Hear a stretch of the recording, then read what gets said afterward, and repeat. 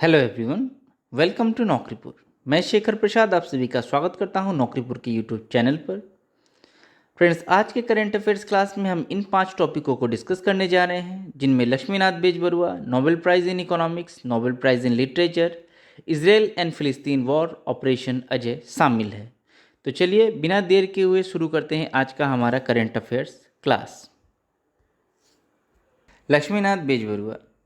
Laxminath Bezbaruah ji Assamese literature के जाने माने साहित्यकार हैं। इनका जन्म 14 नवंबर 1864 में हुआ था। उड़ीसा के कटक में हुआ है इनका जन्म। असमीस पोएट, नॉवलिस्ट, प्ले राइटर के रूप में ये काफ़ी मशहूर है। और असमीस लिटरेचर का जो जोनाकी एरा है, जोनाकी एरा का जनक जो है, इनमें से एक जाना माना नाम लक्ष्मीनाथ बेजबरुआ है। इनको रोशोराज के नाम से भी जाना जाता था, यानी रस का राजा। साथ ही साथ इन्होंने एसे, प्ले, फ्रिक्शन, पोइट्रीज, बहुत सारे जो असमीस लिटरेरी का जो कैरावेशंस है, इन्होंने शुद्धिकरण का काम इन्होंने किया था। तो पोइट्री कलेक्शन की बात करें तो कदम कोली, पोदुम कोली, नॉवेल की अगर हम बात करें तो पोदुम कुंवरी, शॉर्ट स्टोरीज़ कलेक्शन की बात करें तो सुरभि, खादुगोता कुकी, उसके बाद शॉर्ट स्टोरीज़ है ये, और जूनबिरी, ये भी शॉर्ट स्टोरीज़ है 1913 की। और उसके बाद केहोकाली, केहोकली जो है, इनकी जानी मानी रचनाएं हैं। बायोग्राफीज़ की अगर बात की जाए तो दीनानाथ बेजबरुआ संक्षिप्त जीवन चरित इनकी बायोग्राफीज में से एक है। श्री श्री शंकरदेव, महापुरुष श्री शंकरदेव और श्री माधवदेव। और ऑटोबायोग्राफिकल वर्क की बात करें तो मोर जीवनन, खबरन और पत्र लेखा, दिन लेखा, ये इनकी ऑटोबायोग्राफीज है। तो इनकी जो ऑटोबायोग्राफीज है काफ़ी बार एग्ज़ाम में पूछी जा चुकी है। It is very very important. ठीक है। साहित्य रथी के नाम से भी लक्ष्मीनाथ बेजबरुआ जी काफ़ी प्रसिद्ध थे। इन्हें साहित्य रथी के नाम से भी जाना जाता है असमीस लिटरेचर में। So these are the few facts that we must have to know for sitting any competitive exam of Assam. Nobel prize in economics 2023 का अनाउंसमेंट हो चुका है। तो इसको जो है सेब्रिक्स रिसबैंक प्राइज़ इन इकोनॉमिक साइंस भी कहा जाता है। ये आपको पता ही होगा, अल्फ्रेड नोबेल जिन्होंने डायनेमाइट का आविष्कार किया था, इनके मेमोरी में दिया जाता है। तो 2023 का जो इकोनॉमिक्स में नोबेल प्राइज़ है वो क्लाउडिया गोल्डिन नामक महिला को मिला है, जो ये इकोनॉमिक्स में नोबेल प्राइज़ पाने वाली तीसरी महिला है। तो इन्होंने for having advance our understanding of women's labour market outcomes, इस विषय पर इन्होंने रिसर्च किया है। तो आइए इनके बारे में थोड़ा सा जान लेते हैं।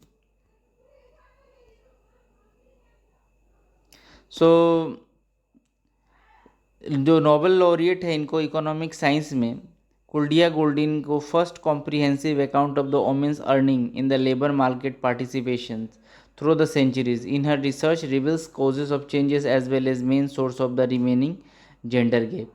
तो इन्होंने इकोनॉमिक्स में ये स्टडी किया है कि किस तरह से महिला लेबर जो है, ये पार्टिसिपेशन जो है सेंचुरीज के दौरान, इतने सदी बीतने के बाद भी किस तरह से ये कम रहा है, और इनके पीछे causes, changes as well as gap, ये सारी चीज़ों का जो खुलासा है इन्होंने अपनी इस किताब में, जो मैंने आपको फर्स्टली मेंशन की थी, उसमें किया है। उसके बाद अगर हम क्लाउडिया गोल्डिन की बात करें तो इन्होंने हार्वर्ड यूनिवर्सिटी कैम्ब्रिज से एमए, यूएसए से इन्होंने किया है। और क्लाउडी गोल्डिन जो है, इनका जन्म 1946 न्यूयॉर्क में हुआ है।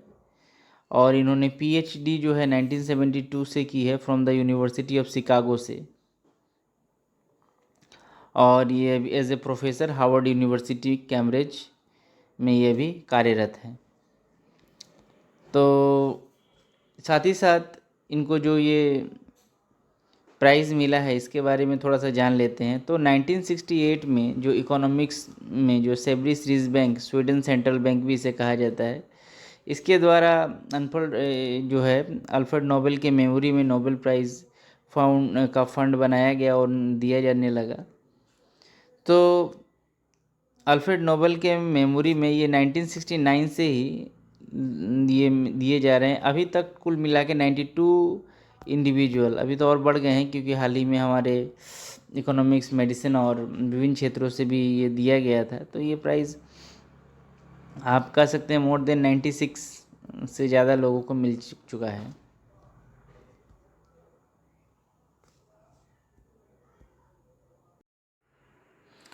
सो नोबेल प्राइज़ इन लिटरेचर की अगर हम बात करें तो इस साल जो है जॉन फोजे, इनको जो है ये नोबेल प्राइज़ दिया गया है 2023 का। इनके work for his innovative plays and prose which ही give the voice to the unsayable. तो इनके जो प्लेज और प्रोज है जिनको इन्होंने ऐसे शब्दों में जो चीज़ बयां नहीं की जा सकती है, उसके लिए इनको plays and prose which give voice to the unsayable. So तो जॉन फोजे कौन है? तो जॉन फोजे की अगर हम बात करें तो ये एक नॉर्वेगियन ऑथर है, ड्रामिस्ट है, राइटर है। नॉर्वेगियन मतलब नॉर्वे के जो रहने वाले लोग हैं, तो नॉर्वेगियन ऑथर इसलिए इनको कहा गया है। Nynorsk for less common to officials version of Norwegian language. So तो इनकी जो लिखने की शैली है वो नॉर्वेगियन नायरॉक्स कुछ इस प्रकार की है, जो एक लेस कॉमन ऑफिशियल लैंग्वेज है नॉर्वे की। सो इनकी जो लिखने की शैली है, जो राइटिंग स्टाइल है, उसको जो है फोज मिनिमलिज्म के नाम से जाना जाता है, फोज मिनिमलिज्म। और इनकी जो स्टाइल है सिंपल, मिनिमल और sharing dialogues, drawing comprehension. Samuel Beckett and Harold Pinter, ये भी पहले बहुत बड़े राइटर हैं, इनको भी शायद ये हो चुका है, इनको नोबेल प्राइज़ मिल चुका है। सो इनके जो लिखने की शैली है और इनकी जो स्मूथनेस है लिखने की, इनसे काफ़ी मिलता जुलता जॉन फोज का भी ये लिटरेचर सेंस बनता है।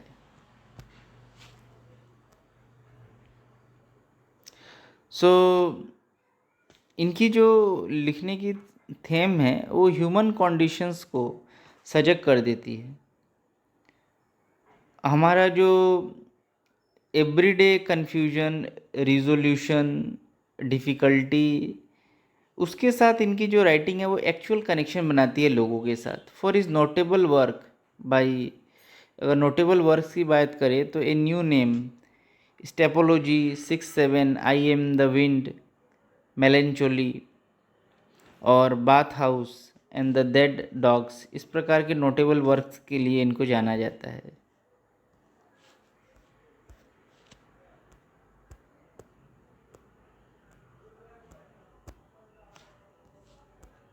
आपको तो पता ही होगा कि इज़राइल और फ़िलिस्तीन के बीच जो वॉर चल रहा है हमास के बीच में, सो इसके पीछे की जो थोड़ी सी कहानी है, थोड़ी सी जो हिस्ट्री है, उसको थोड़ा सा हम समझेंगे, उसके बाद इससे रिलेटेड कुछ बातें भी हम जानेंगे। तो देखिए, यहाँ की जो शुरुआती दौर है, आपको तो पता ही होगा, जब जर्मनी में हिटलर जब यहूदियों के ऊपर अत्याचार चला रहे थे, तब बहुत सारे यहूदी जो है जर्मन को छोड़कर विभिन्न देशों में पलायन कर रहे थे, जिसमें वो बहुत सारे यहूदी लोग जो है हमारे भारत में भी आए थे। गुजरात में मोस्ट ऑफ द पीपल्स रह रहे थे। सो ये जो इज़राइल और फ़िलिस्तीन का जो मामला है, इसकी शुरुआत कहीं ना कहीं 1948 से हो जाती है। सो द जिनविस्ट मिलिट्री फोर्स, जो जिनमें फ़िलिस्तीन मिलिट्री फोर्स जो है वो 7,50,000 मिलिट्री फोर्स जो है इसमें ये हुई थी। और फ़िलिस्तीन का 78% जो हिस्टोरिक फ़िलिस्तीन था, उसको कैप्चर करके वेस्ट बैंक और गाजा स्ट्रिप के रूप में दो भाग हो गए। तो इसके पीछे की जो थोड़ी बहुत घटनाएं हैं, किस तरह से क्या हुआ, आइए हम थोड़ा सा समझने का चेष्टा करते हैं। शुरुआत करते हैं 1917 के दौर से।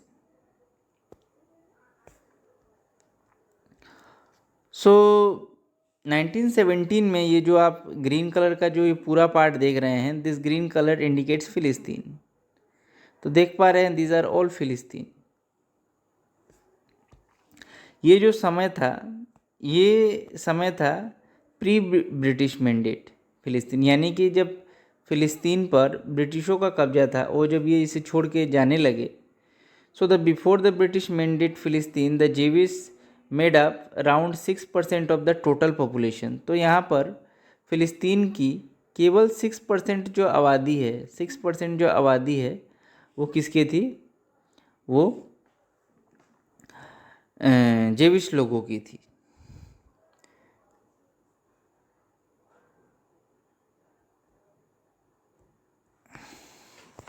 इसके बाद 77,50,000 जो फिलिस्तीनियन ये थी, उसको Zionist military force expelled at least 7,50,000 Palestinians and captured the 78% of its land, historical फिलिस्तीन।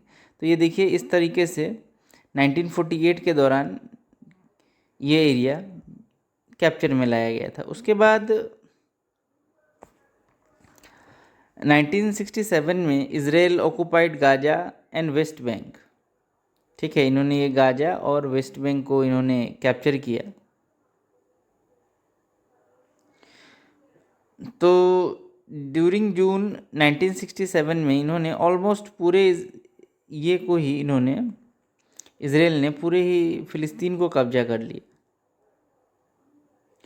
और करीब करीब अगर आंकड़ों की बात करें तो 3 लाख जो फिलिस्तीनियन लोग थे वो होमलेस हो गए, अपने घरों को छोड़ के उन्हें भागना पड़ा। फिर ये 1995 का एक दौर आया, इसमें एक ओसियो एकॉर्ड साइन किया गया। तो इस ओसियो एकॉर्ड में क्या कहा गया था कि जो ये ऑक्युपाइड वेस्ट बैंक जो है और was divided into 3 areas A, B, C। Area A Palestinian control, A को फिलिस्तीनियन कंट्रोल कहा गया, एरिया बी को जॉइंट इजराइल फिलिस्तीनियन कंट्रोल दिया गया और एरिया सी को पूरा इजराइल कंट्रोल दिया गया। तो कुल मिला के जो 67 में जो ये 1995 में जो बात हुई, ये देख सकते हैं कि इजराइल ये अब फिलिस्तीन सिमट के केवल और केवल इतना एरिया में रह गया, इतना सा और इतना सा एरिया में रह गया फिलिस्तीन, और बाकी सारे एरिया जो है ये अब इजराइल को बिलोंग करते हैं। फिर उसी प्रकार कॉन्सेप्चुअल मैप आया 2020 की अगर हम बात करें। ये जब यूएस के प्रेसिडेंट डोनाल्ड ट्रम्प थे, उन्होंने इस प्लान को अलाउ किया, annex huge part of the west bank and give the Palestine control over only its 15% of historical Palestine. अब इनके पास जो पूरा 100% एरिया था, इसके बाद जब डोनाल्ड ट्रम्प ने 2020 में एक हस्तक्षेप किया और नया मैप जारी किया गया, तो उस मैप के अनुसार केवल अब 15% लैंड ही फिलिस्तीन के पास बचा था। तो देखिए किस तरह से एक कंट्री जो है अपने लैंड को धीरे धीरे करके खोती गई, इसका एक जीता जागता उदाहरण है।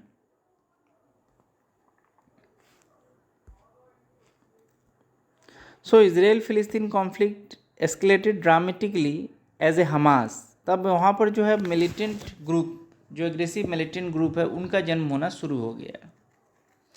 तो अभी जो एट प्रेजेंट है वहाँ पर हमास नाम का जो एक ग्रुप है वो काफ़ी एक्टिव है, और इसी ग्रुप ने, फिलिस्तीनियन ग्रुप ने ऑपरेशन अल अस्का फ्लड इनिशिएट किया और 5,000 रॉकेट जो है इजराइल पर फायर कर दिए, दाग दिए। और ये एक फुल स्केल वॉर में अभी परिणत हो चुका है। और जैसा कि आप देख रहे हैं कि न्यूज़ों में भी दिखा रहा है किस तरह से लोग मारे जा रहे हैं, दोनों ही साइड से बहुत सारे लोगों की जानें गई हैं। तो ये कुल कहानी है, ये जो एरिया है लैंड का धीरे धीरे करके कैसे ऑक्युपाइड हुआ, इसके पीछे ये कहानी है। तो Israeli prime minister Benjamin Netanyahu ने स्टेट वॉर डिक्लेयर कर दिया है। और इन्होंने ये साफ कर दिया है कि हमास जो है जिस तरह से उन्होंने रिटेलिएट किया है उसका जो जवाब है उनको भोगना पड़ेगा। इसराइल के डिफेंस मिनिस्टर योआव गैलेंट, इन्होंने भी हमास के एक्शन की ये कहा है, और इन्होंने कहा इन्होंने एक बहुत बड़ी गलती कर दी है। और इजरायली ट्रूप भी पूरे कंट्री के वेरियस लोकेशंस पर हाई अलर्ट में है, और वॉर जो है अभी पूरे पीक पे चल रहा है। और हमास के मिलिटेंट के कारण वहाँ पे फ़िलिस्तीन में रहने वाले बेगुनाहों की भी जानें जा रही हैं। सो अगर हम इंडियन एम्बेसी की बात करें जो इज़राइल में है, इसने एडवाइजरी जारी की है सिटीजन्स के लिए कि जो लोग जहाँ पर हैं वहीं पर सेफ्टी प्रोटोकॉल के साथ रहें, और साथ ही साथ ब्रॉड मैनर पर हमारे भारतीय लोगों को निकालने के लिए बहुत सारे ऑपरेशंस चलाए जाएंगे। सो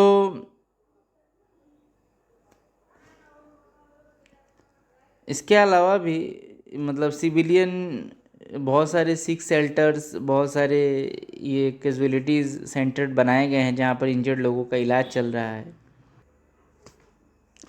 ऑपरेशन अजय, तो ये देखिए जो लोग इज़राइल में फंसे हुए हैं, इज़राइल हमास कॉन्फ्लिक्ट के दौरान इंडियन जो बहुत सारे लोग हैं वो फंसे हुए, उनको निकालने के लिए हमारी भारत सरकार ऑपरेशन अजय चला रही है।